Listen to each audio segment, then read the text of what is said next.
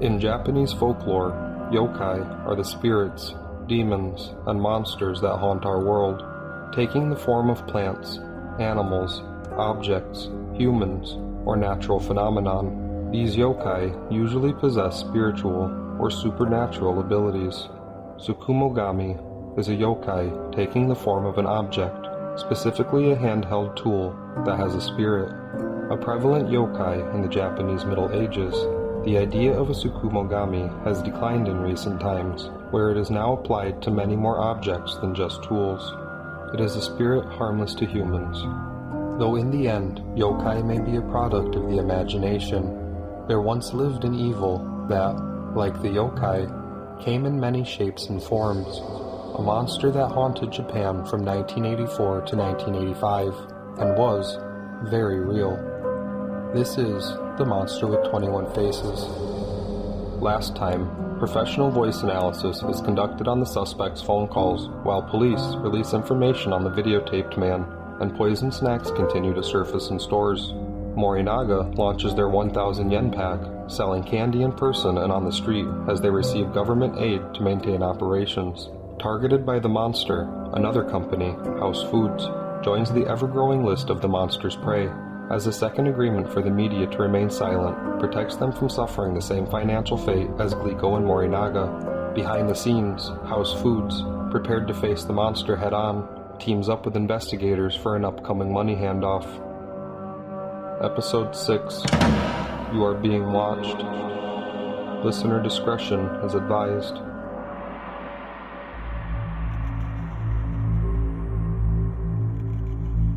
November 14th, 1984, House Foods headquarters in Osaka prepares 100 million yen divided into 2 white bags.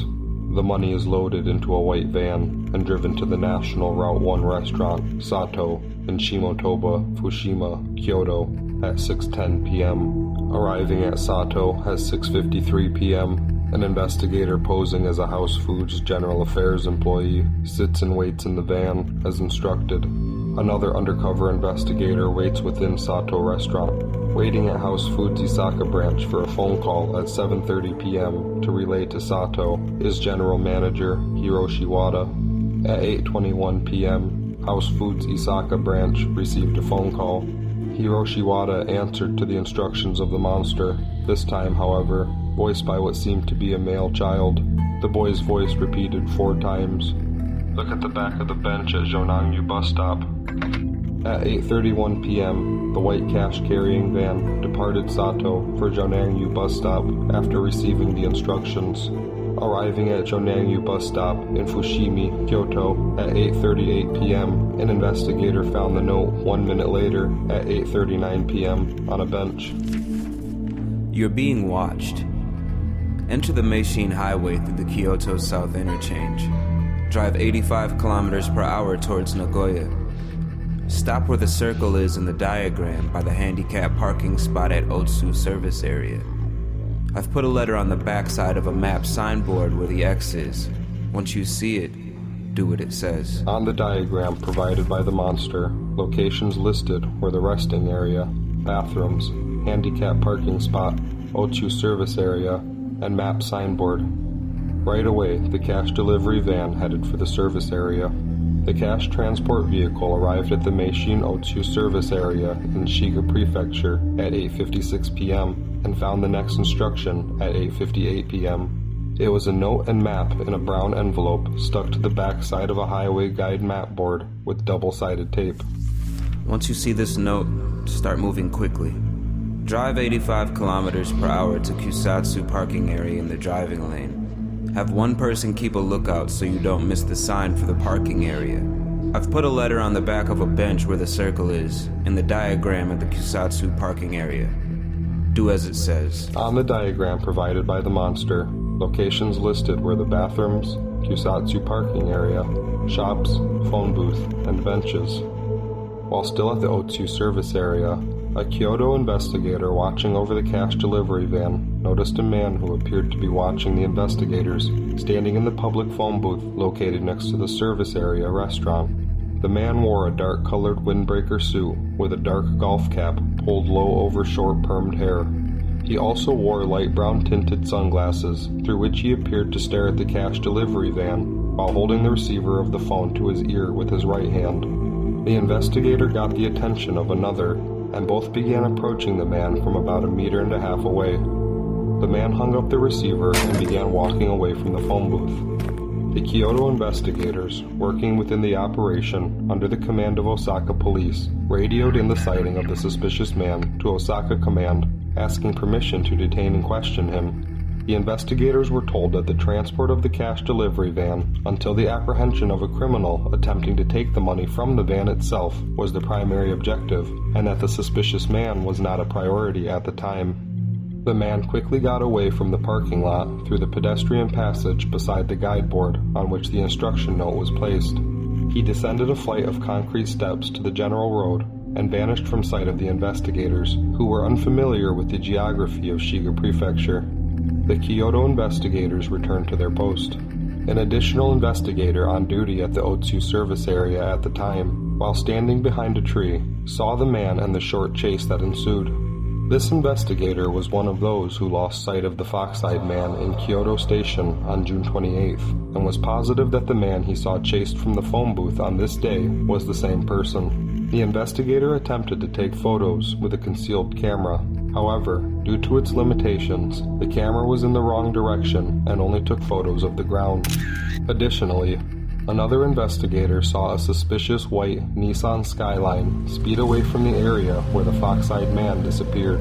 The investigator only got a partial license plate reading of 89. The operation, along with the cash delivery van, departed Otsu service area, headed for Meishin Kusatsu parking area, arriving at 9:20 p.m. Another note was discovered 1 minute later at 9:21 p.m.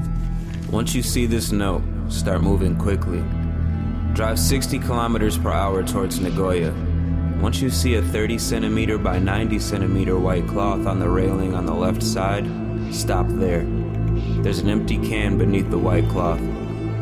Follow the directions written on the letter inside the can. Investigation headquarters immediately commanded an undercover police car traveling ahead of the cash delivery van to scout out the location to confirm the position of the white cloth.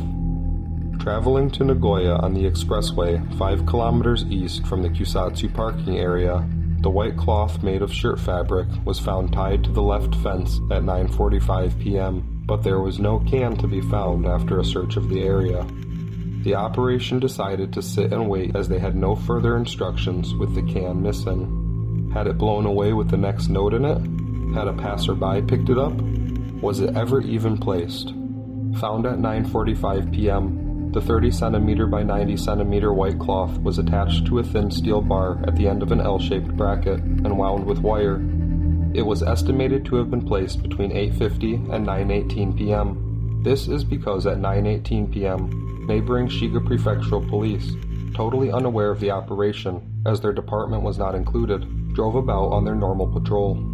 One Shiga officer in a squad car came upon a suspicious station wagon with its engine running and headlamps off on a road passing beneath the expressway where the white cloth was to be found. There appeared to be one occupant of the station wagon. The officer pulled his vehicle up alongside the suspicious station wagon and shined his flashlight on the driver. The driver was described as a thin-faced man in his 40s, wearing a sweater and a cap pulled down low, concealing his face partially. Through an earphone, he was seen listening to a radio receiver. Startled by the appearance of the police officer, the man drove off with a jolt, speeding under the expressway and hitting a sharp right, going south on a narrow winding road toward a river levee in the direction of Kusatsu City, driving skillfully. The Shiga officer followed him in hot pursuit, with sirens wailing as the driver was seen to still be manipulating his earpiece. Passing through a tunnel from the narrow alley and past fields, the station wagon disappeared on a 3-way street at the entrance to the Kusatsu railway station shopping area after a 4-kilometer chase at 9:24 p.m., 20 minutes before the white cloth is found by the House Foods and Osaka police operation. At 9:25 p.m., the station wagon is discovered abandoned near the Kusatsu station in front of Iwasa Pharmacy in Kusatsu City. The station wagon's license plate read 2189 and was found to be the same one stolen 2 days prior on November 12th from the electric company Kyowa Denshi in Nagaokakyo, Kyoto. A push-button type radio had been installed beside the parking brake lever, and power to it had been left on when abandoned. The radio set and earphones found left in the vehicle were modified and set to intercept the frequency of Shiga's prefectural police dispatch. At 9:35 p.m., 10 minutes before the white cloth is found by the Osaka operation, the Shiga Prefectural Police Department issued an emergency deployment from Kusatsu Station to search the area for the driver, but it was too late. At 9:48 p.m., an additional emergency deployment was made from 9 adjacent stations, 3 minutes after the cash delivery vehicle arrived at the white cloth. At 9:50 p.m., a Shiga police officer canvassing the area found a suspicious man on a bicycle in the street of Kusatsu City, about 200 meters away from Iwasa Pharmacy, where the station wagon was abandoned. The man was wearing a hunting cap and had a 2-centimeter hook piercing on the right side of his nose. He was about 35 to 45 years old and estimated at about 165 centimeters tall. The man disappeared into the night on his bicycle. The suspicious man would come to be called the man with the hook by investigators on the case. On the Kusatsu River embankment, about 150 meters away, another suspicious man on a bicycle was also witnessed after 10 p.m. The man was about 30 years old and had long, straight, permed hair under a safari hat. He wore blackened eyeglasses and a light blue V-neck sweater. When the police tried to question him, he too escaped into the night. This man is referred to as Glasses Guy. At 10:20 p.m., reports from the Shiga Prefectural Police to the Osaka Investigation Headquarters claim that the distance between the white cloth and the suspicious station wagon's starting location were about 2 kilometers apart. This led Investigation Headquarters to immediately decide that the Shiga event had nothing to do with their operation, as it was located too far away. After waiting less than an hour, at 10:30 p.m., the Osaka operation decided to leave the location of the white cloth, taking it into evidence, believing the whole thing had been designed simply to test the police again. Most senior Osaka officers thought the culprits would show themselves in the densely populated Osaka or Hyogo areas, where they could easily disappear into the crowds, rather than in the sparsely populated Shiga area. For this reason, Osaka police did not include Shiga Prefectural Police in the operation, leading to the escape of the suspect in the station wagon, topping off their failure in the escape of the fox-eyed man once again. After 11 o'clock p.m., Osaka Command received another report from Shiga, who had been asked to review the distance between the locations of the suspicious vehicle and the white cloth again. The distance reported this time by Shiga police had gone from 2 kilometers to only 50.8 meters.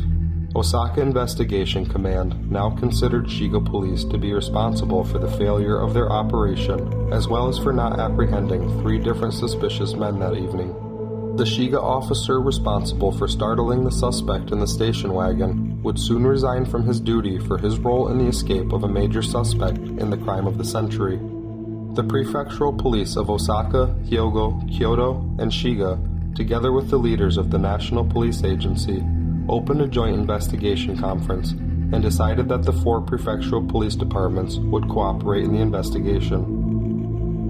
Investigation Headquarters placed a great importance on the, quote, treasure trove of evidence found in the abandoned station wagon, which was thought to be prepared to receive the cash drop. Left inside were 24 items, including a customized transceiver capable of listening in on police radio communications in 6 prefectures, including Osaka, Kyoto, and Hyogo.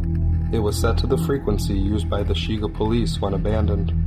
Among the items taken into evidence were a modified radio, a woman's bag, which is one of 455 pieces made by a manufacturer in Sumida, Tokyo, 14 rolls of adhesive tape in a bag, white cotton rope, a black household garbage bag, gloves, pliers, 2 wires, same as the kind used to attach the white cloth to the overpass, clippers, 2 brown tea envelopes, a safari hat with fake straight hair attached to it. The hat was produced in Nagoya. There were only 60 of each color and size, sold at more than 60 shops, such as Otsu City Supermarket, Heiwado Katada Shop in Shiga, and Izumiya in Nishinari, Osaka. a small vacuum cleaner manufactured by National, and polyethylene carrier bags. Also found was a large number of fine substances and particles. The Justice Investigation Headquarters thoroughly examined all of the evidence, and as a result, were able to track down most of the manufacturers and sales routes. The remodeled radio was a 144 MHz band handheld FT208 model manufactured by Yasu Musen, headquartered in Tokyo, who were interviewed by investigators.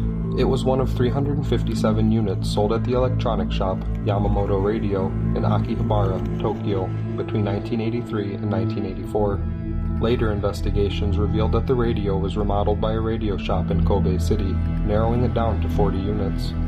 It is obvious at this point that the criminal group is knowledgeable in the field of amateur radio. Some models of amateur radios were able to receive broadband signals with a simple modification and could be easily purchased at an amateur radio shop. There was also a Radio Life magazine that published the remodeling method, expanding the pool of potential suspects to the entire amateur radio community. In the station wagon, the radio's receiver was modified so the user could receive frequencies within the Shiga Prefecture, which were analog at the time, prompting police to push for a switch to digital communication systems. Osaka investigators also began secretly training with low-output radios in an effort to combat the criminals. A search of the car's fibers and surfaces revealed a wide variety of hundreds of substances and materials, such as membrane pieces, aluminum vapor-deposited tapes, soft vinyl chloride, gold sand for polishing, hemp and cotton fibers, and even dog hair, as well as many kinds of aluminum alloys, including superduralumin, a hard, light alloy of aluminum, which is a material used in aircraft fuselage manufacturing.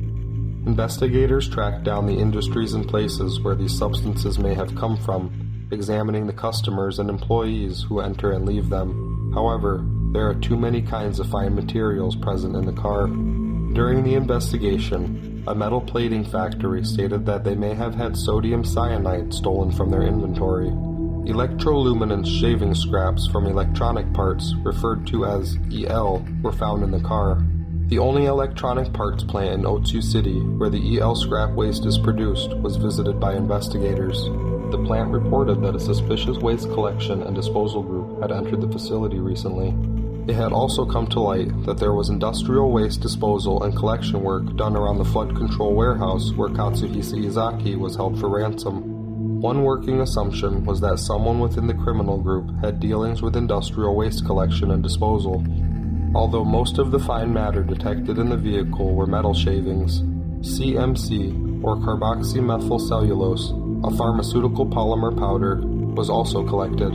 An industrial chemical company in Itami City, Hyogo Prefecture, which manufactures CMC, reported an unknown individual coming in and out of the facility. Also in the station wagon, the gloves found were worn out and appeared to be a type used by trash and scrap workers. No fingerprints were found in the car. In fact, an expert opinion concluded there was evidence that while being chased by the police, the driver had cleaned up traces of himself before abandoning the vehicle. Around this time, a theory began among investigators tying many events in the Glico Morinaga case to a railway. On March 18th, the water defense warehouse Katsuhisa Izaki was confined in was located next to the Japan National Railway Osaka Carrier Station, a location not known to many locals.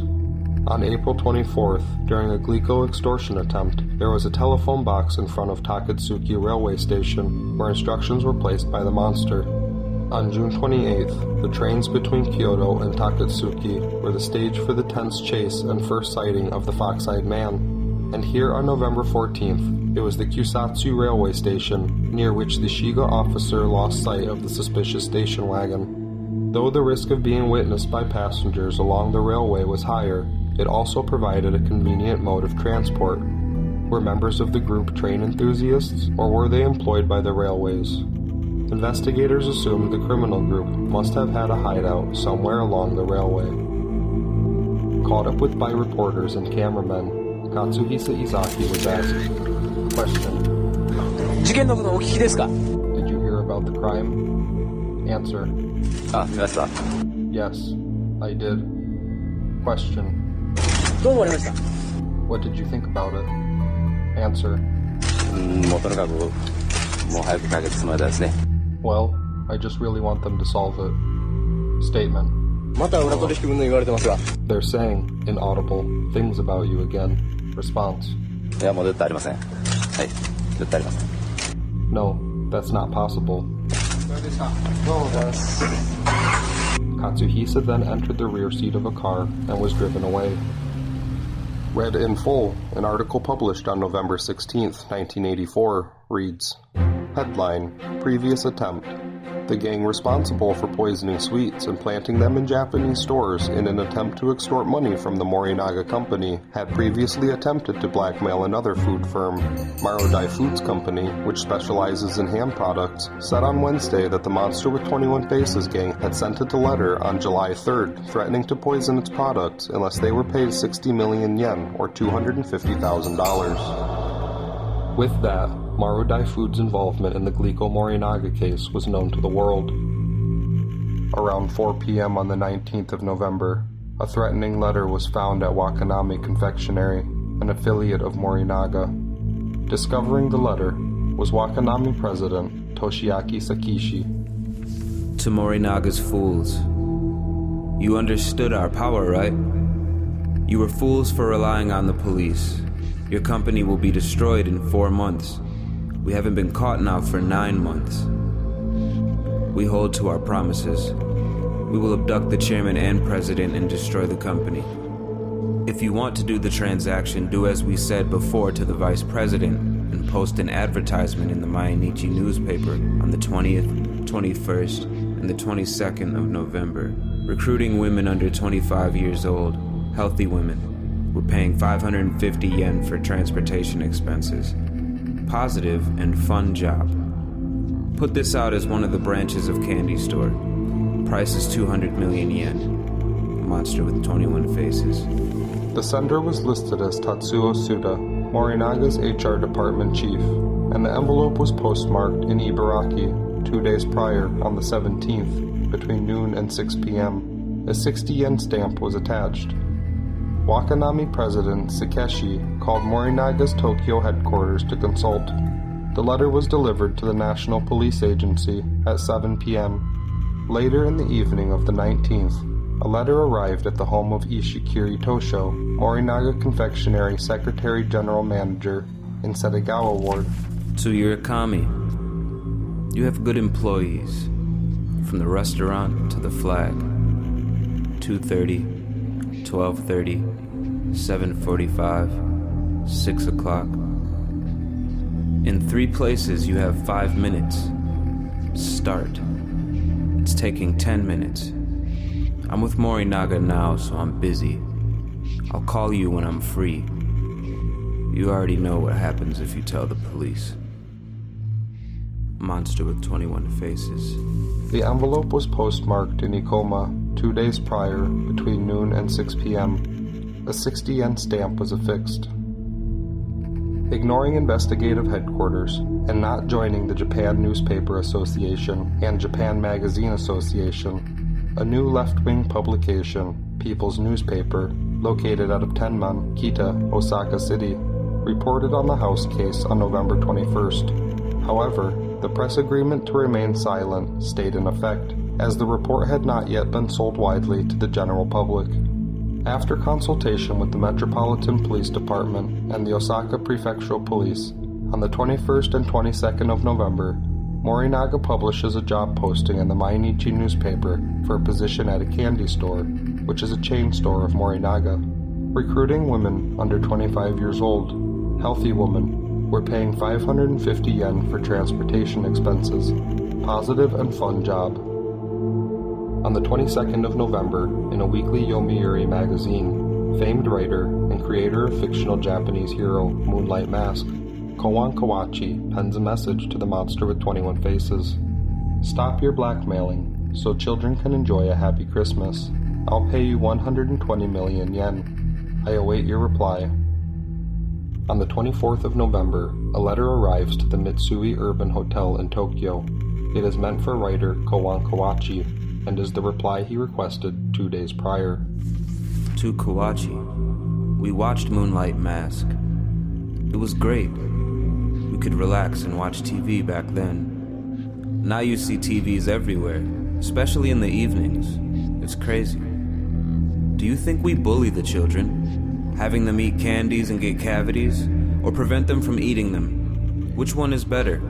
You should buy candy at small-time candy stores one at a time. It's not something to be bought at a supermarket in bulk. You said you will present us with money, but we don't need that. We're not beggars.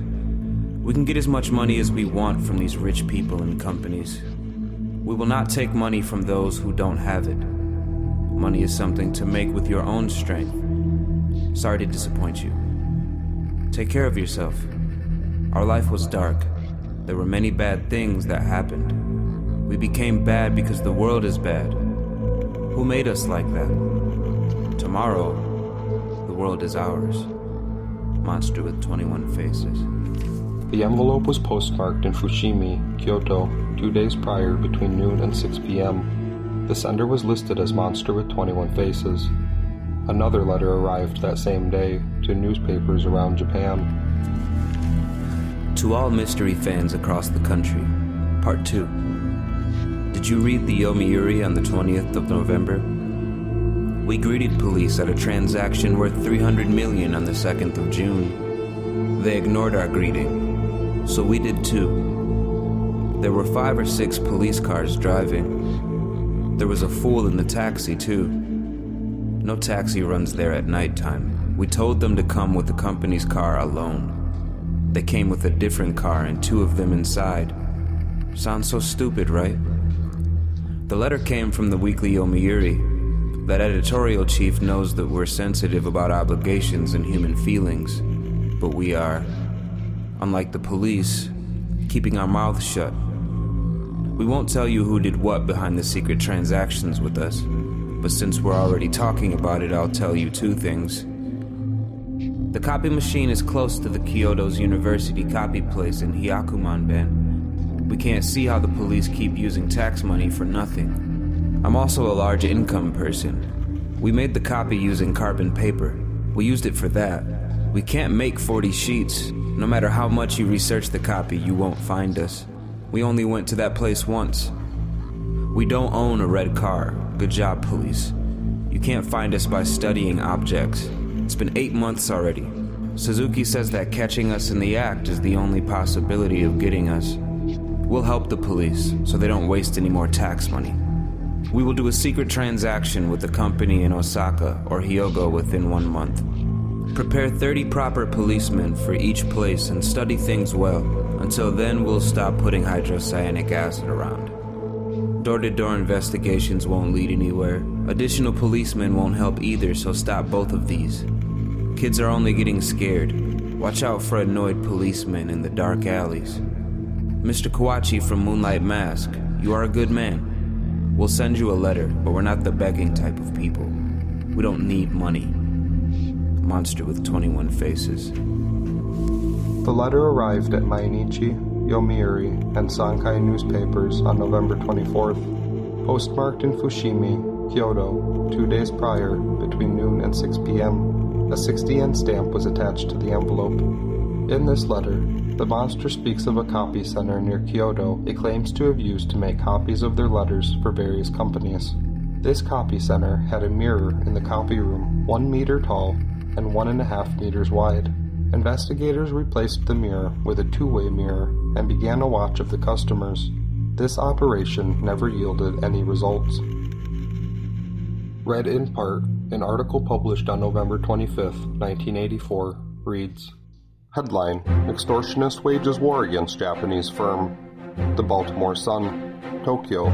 They stand on street corners or near the entrances to busy subway stops, a little too well dressed in their dark blue business suits to look entirely comfortable hawking the brightly colored bags of candies and sweets stacked up beside them. Irasai, or welcome, they shout to passers-by and those who stop to purchase one of the 1,000 yen bags. Quote, it doesn't matter which one of them you taste first, one of the candy hawkers tells a couple eyeing one of the bags. Quote, It's perfectly safe.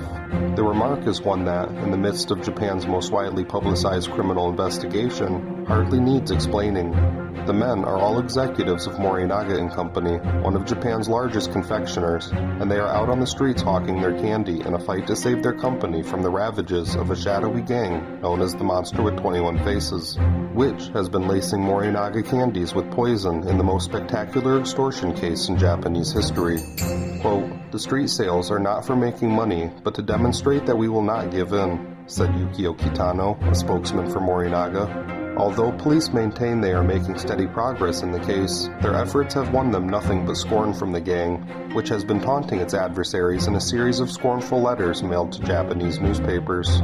The police appear to be losing face, along with their much-cherished reputation of efficiency and invincibility in a society where crime rates are low and social cohesion high.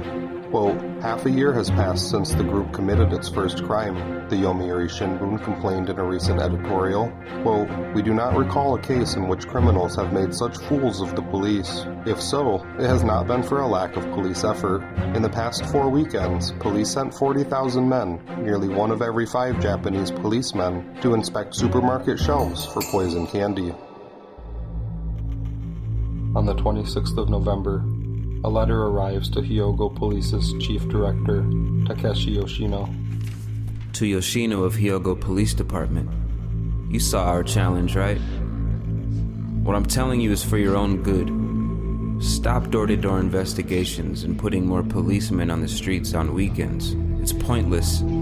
There's no point in investigating objects left behind. We won't be found by objects. You understand this by now, right? You have to catch us in the act. On the 14th of July, you were pitiful. What on earth was that investigation? You really didn't improve in the last 10 years, have you? You got a little better since Marodai and Moriguchi, though. But you won't catch us like that. Media won't stay silent forever. They're getting annoyed. We're training you police by pretending we get fooled. Be thankful. We love police the most. Masuda and Yoshino, who graduated at Tokyo University, can't even catch us. If you don't change your executives to people with more experience, you'll never catch us. We helped you this much so far. You can't face house because you're ashamed. We won't send this letter to the media. One more favor from us. Monster with 21 Faces. The sender on the envelope was listed as Detective Counselor, Monster with 21 Faces. It was postmarked in Muko, Kyoto, the day prior, between 8 a.m. and noon. A 60-yen stamp was affixed. This letter was shared only with the press club, but was not reported on until the cancellation of the silence agreement. That same day, on the 26th, 2 Morinaga manufacturing plants restart production because of the positive impact of their sales of the 1,000 yen pack. 3 days later, on the 29th, 3 more Morinaga plants restart production. 4 days after the police chief of Hyogo received a letter, the police chief of Osaka Prefectural Police, Osamu Shikata, received a letter as well on the 30th. To Shikata. We sent the letter to Yoshino of Hyogo Prefecture Police, so we're sending it to you as well. You're not a fool. You know our moves well, right? We also know all of your moves. We've been together for 9 months now. Be a bit more quick on the next transaction. We're sick of training the police. Door-to-door investigations and increased policemen on weekends are embarrassing. Do you know what police box policemen do? Most of the reports are done irresponsibly. They use the computers right, but the documentation is a mess.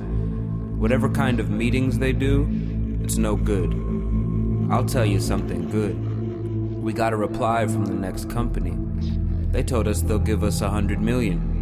So you too. Surrender and do as we say. Bow your head on TV and we'll send you the typewriter. Monster with 21 Faces. The sender on the envelope was listed as Maneuver Investigation Officer, Monster with 21 Faces. A 60-yen stamp was affixed. On the same day, the 30th, Yoshimori Kinoshita, Morinaga Dairy's Industry Chief of General Affairs, received a letter at his home in Yokohama City, Kanagawa Prefecture. To Morinaga fools, you promised you will pay 200 million. We'll definitely be getting that money. From the 3rd until the 8th of December, advertise in Mainichi and Sankei. Same as Glico before is okay. Don't complain to us. Have an employee 7-year-old girl write the advertisement in children's writing. To Monster with 21 Faces, my dad has troubles. Mother is crying. If company gets destroyed, we will have trouble. Other companies are also getting destroyed, so we are in trouble. Stop the bullying. Write this in childlike advertisement. You can write a long letter. After you put this advertisement out, we'll tell you where the transaction will happen. Monster with 21 Faces. The sender was listed as Masanori Ishikawa, Morinaga Dairy Secretarial Section Chief. It was postmarked in Hirakata, Osaka, the day prior, between noon and 6 p.m. A 60-yen stamp was attached. For the first time, there were lines printed on the paper beneath the text of the letter. Around 2:20 p.m. on December 4th, 1984, a ham radio operator in the Iwanai area of Hokkaido happened upon a 7 MHz transmission of a one-sided conversation where the names Tomasaburo and Monster with 21 Faces appeared. The conversation is from the side of Tomasaburo. Roger, that's definitely it. 1216. If we go to R6, we have to buy a round-trip ticket so we can be back on the same day, so they can't track where you're going on R6. And even though we're currently looking for another command regarding 7, 7 and 8 are relatively, on high alert. So for now, R or R6 have the most promising information. Monster with 21 Faces, this is Tomasaburo. Roger. By the way, what's going on with Fujiya? Are they not going to pay up? Nah, we should probably give up on Fujiya. Anyway, on 1216, we'll go with a Zone 6, but if we catch a plane, we'll go to R6. That's definitely how we should do it. Monster with 21 Faces, this is Tomasaburo. Yo, I hear you. I'm switching to another band. This is awful. I'm switching.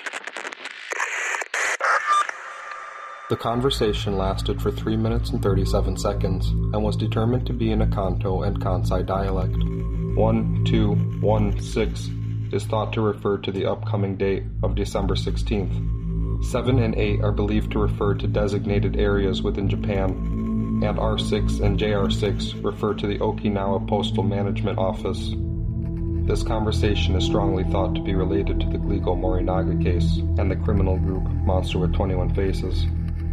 Unfortunately, only the communications from Tomasaburo's side can be heard. This conversation and recording by a radio operator on the island of Hokkaido is known as the Hokkaido tape. This tape recording was distributed to ham radio shops from one of Osaka Police Headquarters' Criminal Investigation Divisions. An example of the tape handed out at radio shops read on the outside. This is recorded by a ham radio operator in December of 1984. Do you recognize any of the voices in this radio transmission? Does the radio traffic have any special characteristics? Our conviction is to, quote, resolve this case no matter what. It's alright even if it's something small. We're asking for your help. National Police Agency, Designated Incident 114. Contact information, investigator. This incident caused suspicion within the amateur radio community.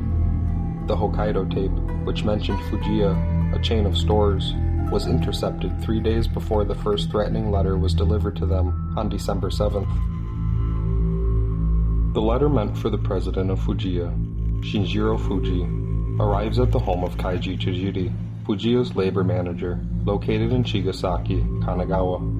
The correspondence includes a letter, hydrogen cyanide powder, and Katsuhisa's voice tape.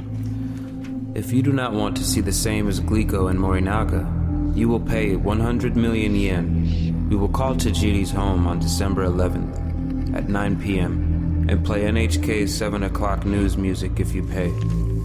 Also on the 7th of December, a letter arrives at Yomiuri Newspaper's Tokyo headquarters. Note: the Weekly Yomiuri asked if we can write a diary for them. Some of our people think Weekly Yomiuri is our enemy. We aren't the type to write a diary, but we can't say no to people asking, so we'll do it. To all mystery fans across the country, we will tell you, we don't want to write about Glico. We will only tell you about Morinaga. We will tell you why we chose Morinaga. Meiji is the biggest company in the sweets industry. After Glico, we will go after Meiji. Anyone would think that, right? That's why we didn't go after Meiji. Morinaga had an arsenic case before, so they know the fear of poison. If the director wasn't such a fool, he would listen to us. We didn't have a good judge of character. Morinaga's president was really a fool. He made a boring official statement and listened to the cops. He didn't think of the employees and told the police. We don't want to bully employees. If police come into the play, we also have our pride. We'll do our best. We'll keep our faces. We have friends in the police, but the police are funny. They're scared of the fact that we have a friend there, so they won't investigate. So we can say anything we want. Police fools think they can keep a secret. Police headquarters wants to keep secrets, but we already know about them. When we sent out the challenge, police came to one of our friends' place. Police fools only asked about the color of the car and the family name. They asked what they bought. Such fools. That's not something the police would say. They lied about it in the reports with something like, "Did you see odd people? Did you see the video? Did you see the typewriter?" And so on. Even if you drink coffee in the coffee shop or if you sleep in the police box, you write a perfect report. That's what the police do. Morinaga fools depended on police. President and executives acted cool. The people below them are the ones who got hit. We sent them letters several times thinking we had a deal. They got friends with the police and only think about catching us. It would be good if they caught us. Morinaga should be destroyed. President has a lot of property. They'd rather get destroyed than do the deal with us. The ones who will get affected are ordinary workers. In the Moriguchi case, our friend called, and Imai answered. Imai was scared of us and couldn't talk. He immediately called the police. He said, "Please excuse me with this? What the hell is that?" When they aired the children's voice on the TV, he cheated. Employees weren't the ones who said okay. It was the police. They did what they thought would be profitable for them. If the police are actually doing good work, try catching us. We're training the police. In the case of Marodai, police lied. They knew that if they'd follow us, they'd get their money taken, so they did something sly. I told them to open the window so they could throw the bag off of the train, but they didn't do that. From the other windows, police were looking. They saw us waving the flag. It's a white 1 meter long flag. We're fools, but the police are even bigger fools. The biggest fool is Morinaga. Morinaga will get destroyed in 6 months. Poor employees having a stupid director. We'll do the same. By the way, that Weekly Yomiuri is annoying. If they post our diary, their magazine will sell well. If they don't show gratitude, they'll get something bad. Send the money that was intended for us to Africa. When we had to evacuate, we were hungry too, and it was tough. If you're hungry, you get miserable. Kawachi of Moonlight Mask is taking us lightly. We never said that we won't kill. When we kill, we will kill many. People say that we are afraid of a death sentence, so we won't kill. If we were scared of a death sentence, we wouldn't be doing this. So far, we haven't had any reason to kill. We'll decide whether to kill or not. We decide if you live or die. Hero of Justice is Moonlight Mask. We are bad guys, number one. Our weak point is that we are affected by people's feelings. So, little brother at Yomiuri won't get scolded now. This was a long letter, so let's wrap it up here. Monster with 21 faces. Postmarked in Nagoya, 2 days prior, between 6 p.m. and midnight. Names mentioned in this letter are Yuko Hirano, Osaka's Prefectural Police Investigation Chief; Imai, who was actually Jiro Kawai, Morinaga Confectionery Kansai Sales Department Chief. The writer of the letter thought Kawai's name was Imai. Morinaga had an arsenic case before, so they know the fear of poison. This line in the letter refers to an incident in 1955, best outlined in the report named the Morinaga Milk Arsenic Poisoning Incident, 50 years on. In part, it reads, "At the end of June in 1955, a strange illness spread among bottle-fed children in the western part of Japan. According to their mothers, those children started suffering from fever and diarrhea without showing any other symptoms beforehand. They were also throwing up the milk that was fed to them, and doctors were not able to identify a specific reason for their sickness." It was on August 10th when the illness was reported for the first time, appearing in Okayama's Sanyo newspaper. The writer of the article, Mr. K, was himself a parent with an 8-month-old daughter. The newspaper headline read, "Babies affected by the summer heat. Many occurrences in the southern part of Okayama Prefecture, some serious cases with anemia." The article went on, "Due to the continuous heat during summer, babies, particularly in the southern part of Okayama Prefecture, are suffering from anemia. This has resulted in some infants in a critical condition in Okayama University Hospital and Okayama Red Cross General Hospital in the past week. Extreme cases are exhibiting symptoms similar to those of leukemia sufferers. In these instances, patients have lost up to a quarter of their blood and have required treatments such as blood-forming medicine or blood transfusions." Mr. K had been covering Okayama Red Cross General Hospital at the time and was told by one of the nurses that, quote, "a black baby had been coming for examinations recently. He became curious and inquired about this to the head doctor, to which the response was, quote, "I think it is molinia. Some antibiotic medicines, such as penicillin, cause the whole body to become moldy and the skin to turn black." At the time of the first report, Mr. K's brother and 10-month-old niece were visiting from Tokyo. Both Mr. K's own daughter and his niece were bottle-fed babies and had consumed Morinaga powdered milk. Soon after they were fed the milk, they started suffering from diarrhea. When they were presented at Okayama Red Cross General Hospital, their doctor said, quote, "You do not have to worry, but stop using the Morinaga powdered milk and change to one from another company." It was not until 12 days later, on August 24th, that the powdered milk produced by the Morinaga Milk Company was found to have been mixed with arsenic. Mr. K's daughter and niece recovered as soon as they stopped consuming Morinaga powdered milk. Mr. K started to wonder about this incident and frequent Okayama Red Cross General Hospital. On August 19th, he found the letter M on the records of 16 patients who had been hospitalized there. It turned out that all of those who had been marked with an M were patients who had consumed Morinaga powdered milk. Mr. K wrote a draft article which was due to be printed on the morning of August 10th. Its content included a reference to, quote, "infants who had been fed Morinaga powdered milk," but this draft was not published in the morning edition. Rather, it appeared later that day in the evening edition. Moreover, during the editing process, quote, "fed Morinaga powdered milk," was changed to, quote, "bottle-fed." It is claimed that this change was made for a reason ordered by the company, according to Mr. K's memoranda. It had been clear since around August 5th that something was wrong with Morinaga powdered milk products. In the publication, a report on the occurrence of arsenic poisoning by powdered milk in Okayama Prefecture, a diary entry written by Dr. Aiji Hamamoto, pediatrics professor in the Okayama University Medical Department, makes reference to this date.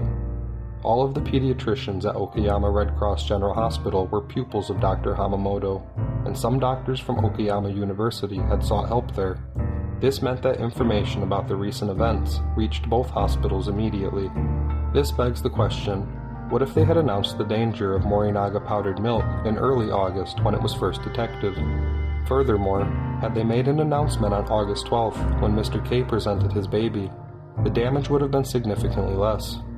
Instead, the announcement was postponed until August 24th, when arsenic was found in Morinaga powdered milk products tested at the Forensic Medicine Laboratory within Okayama University Medical Department. August 24th, 1955, this incident was given extensive coverage in every newspaper. The Asahi newspaper headline read, "Strange illness occurring in bottle-fed babies, 3 dead in Okayama." However, The word Morinaga still did not appear in the headline of Okayama's Sanyo newspaper. As a result of this, readers were not aware that consumption of Morinaga powdered milk was the cause of illness unless they read the whole body of the article. It was assumed by many that the issue was common to all bottle-fed babies. Numerous mothers who became upset by the article rushed to the hospital and lined up outside, in spite of the hot weather, to present their babies. Out of 197 bottle-fed babies who were presented to Okayama University Hospital on August 25th, 94 were found to be suffering arsenic poisoning from Morinaga powdered milk. In Okayama Red Cross General Hospital, there was not enough room for all the patients, so some were forced to occupy beds in the halls. A newspaper article on August 25th reported the number of patients in Okayama Prefecture to be 216, and more than 100 in each prefecture of Kinki, Chugoku, and Shigoku regions. In Okayama, 5 patients had officially died from the poisoning, and even more deaths were estimated. It was reported that patients were showing symptoms of high fever, diarrhea, darkened skin, and their abdomens had swollen up. The following day, the number of patients nationwide reached 1,463, and 23 were dead. The medicine used to treat the arsenic poisoning was British anti-leucite, or BAL. BAL was originally discovered in the United Kingdom during the Second World War as an antidote for arsenic gas used in combat. Who could ever have imagined that such a virulent poison was being mixed with powdered milk designed for babies? The information about why arsenic was present in the powdered milk was the cause of much confusion. Arsenic had only been found in a powdered milk product called, quote, MF-CAM, which was produced at a factory in Tokushima. While 13 of the elements added to the powdered milk were taken to Okayama University Medical Department for examination, no trace of arsenic was detected in any of them.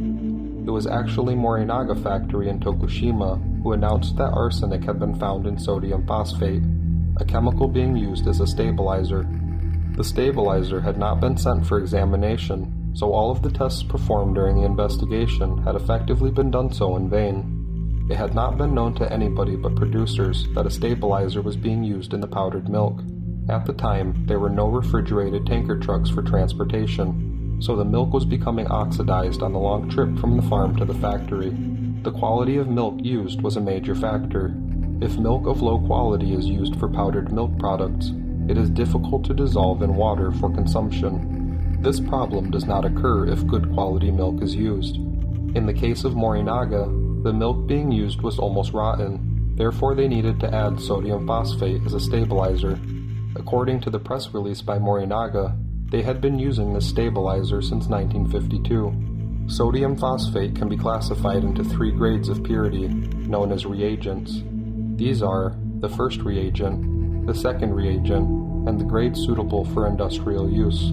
Believe it or not, the type of sodium phosphate that Morinaga had been adding to their milk was the one for industrial use, which is more commonly used as an insecticide or for cleaning boilers.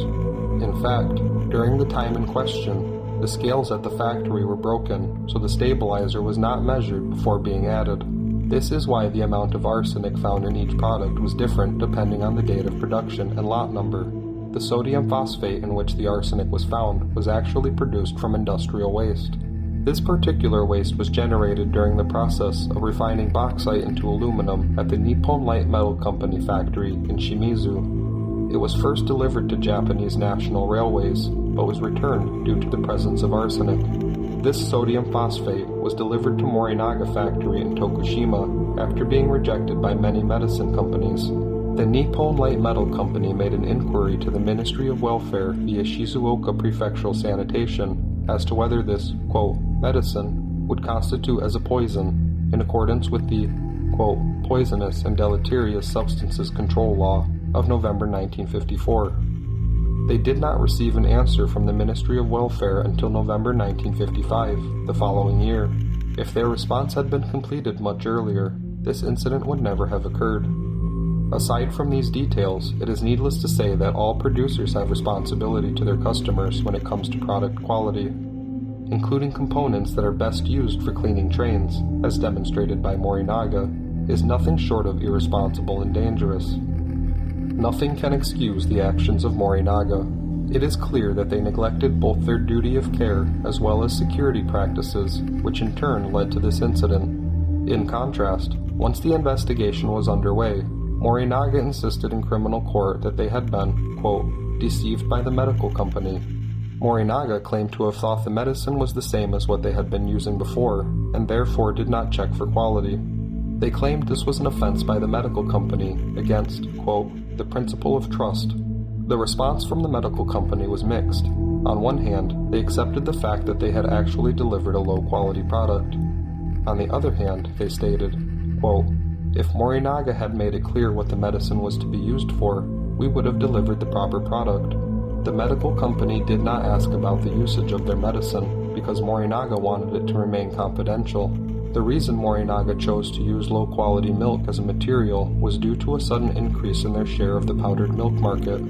This growth was the result of an effective marketing campaign, which included a baby contest and commercials featuring well-known personalities.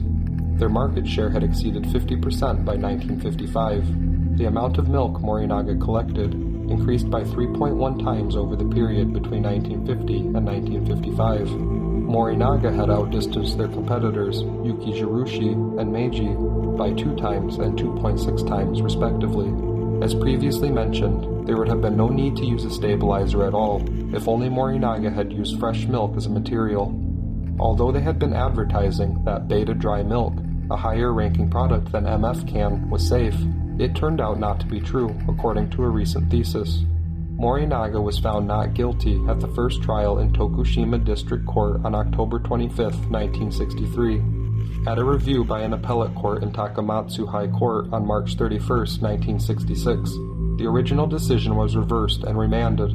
Following this, at a hearing in the Supreme Court, a final appeal was rejected on February 27, 1969. Eventually, it was through Tokushima District Court that the head of factory production at Morinaga, Tokushima, was sentenced to 3 years imprisonment. It was one of the top 10 longest lawsuits in history. The 7th of December also saw Morinaga publish an advertisement in Mainichi and Sankei newspapers. In the ad were letters written by the children of Morinaga employees, meant for the monster to read. Of course, though, this letter, written as if from a child, was another instruction from the November 30th letter. After this newspaper posting, Morinaga was to wait for further instructions. To the monster with 21 faces, my dad has troubles. Mother is crying. If the company gets destroyed, we will have trouble. Other companies are also getting destroyed, so we are in trouble. Stop the bullying. 3 days later, on December 10th, the police released the press agreement surrounding the House Foods intimidation case. This was the second such deal over the course of the Glico Morinaga case. Next time on The Monster with 21 Faces. No one believes the police anyway. I'll tell you something good. On the 9th of December, we took 100 million from a company in Hyogo Prefecture. We won't use this money for a month. If you find us before the 15th of January, you will get the money. This production was brought to you by The Dark. Sound design, score, and letter readings were done by Austin Michael Riley. Narration, research, and information compilation was done by Michael Wellborn. Our executive producer is Nick White. The events in this program are true and took place between 1984 and 1985 in Japan. This presentation of the case provides a timeline of the facts as accurately as possible. The letters by the Monster with 21 Faces criminal group are read in as much entirety as possible with the resources available at the time of making this. The letters, news articles, and information were compiled from various books, websites, videos, and articles. No copyright infringement is intended. A list of sources can be found at themonsterwith21faces.com, as well as a video and photo archive of the case. Apologies for any mispronunciations, errors, or omissions. With the help of listeners like you, this may be corrected. If you have any new or useful information, please send it to us at 21monsterfaces@gmail.com. That's the number 21, monsterfaces@gmail.com. This project is the product of intrigue and research over nearly 15 years. It is provided for your curiosity at no cost, though if you appreciate the work, a donation is welcome and can be given at themonsterwith21faces.com. For more art by The Dark, visit us at darkart.com. That's DARQ art.com.